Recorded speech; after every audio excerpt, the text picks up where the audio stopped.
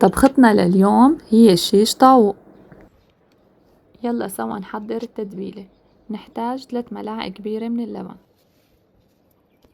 و7 أسنان من الثوم المهروس، وملعقة كبيرة من دبس الفليفلة، حدة طبعا أطيب، ملعقة كبيرة خل أبيض، رشة ملح كبيرة، بابريكا، ملعقة صغيرة من الفلفل الأسود، كزبرة كمان ملعقة صغيرة، وكركم، رشة كركم تعطي لون للشيش كتير حلو، وشوي من الأوريجانو.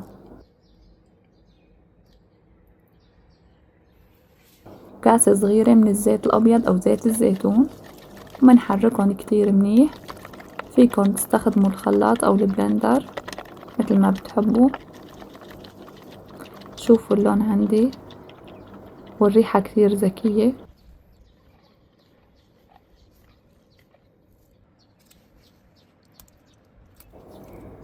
وهلأ مننزل مكعبات من صدور الدجاج. طبعا القطع لازم تكون كبيرة شوي، أنا عندي 800 غرام تقريبا. منحركن كتير منيح حتى تتشرب كل التتبيلة.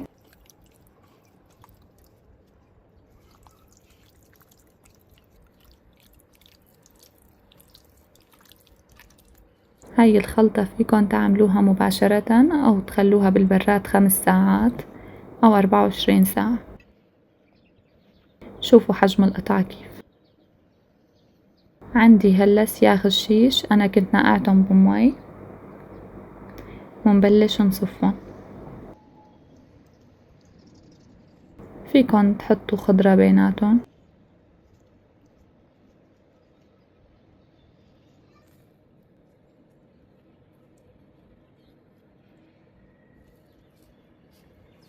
اشتركوا بالقناة وفعلوا زر الجرس كرمال توصلكن كل فيديوهاتنا.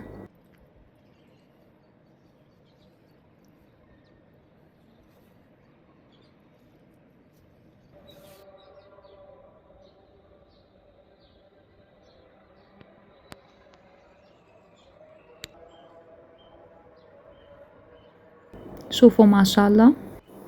وهيك عندي جاهزين على الفرن. وهلأ على الفرن على رف وسط درجة حرارة 200، ومنحط بالصينية شوية مي كرمال ما ينشفوا ويضل جوسي شوي. منجهز خبزة زيت زيتون مع دبس فليفلة،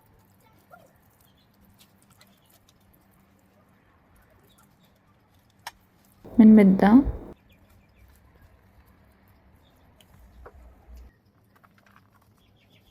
ومنضيف عليها رشة من البقدونس. هاي الخبزة مع الأكلة كتير طيبة. نحط رغيف تاني فوقه، منحمصها على الغاز ومنحط شوية مي بالمقلاي حتى تبقى الخبزة طرية. وهيك بعد 25 دقيقة بيكون عندي الشيش جاهز. شوفوا ما شاء الله على هاللون، محمر كتير منيح. أكلة سهلة وسريعة. وهي الخبزة صارت جاهزة.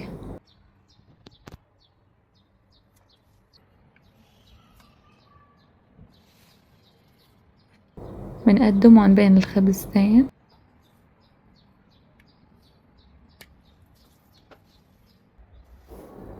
أكلة سريعة وسهلة التحضير، بتاخد معكم نص ساعة بس وبتكون جاهزة. شوفوا ما شاء الله اللون والطراوة والعصارة كلها فيها، وبنصحكم تجربوها كتير شهية. وإذا عجبكم الفيديو ما تنسونا باللايك والاشتراك، وصحتين وهنا.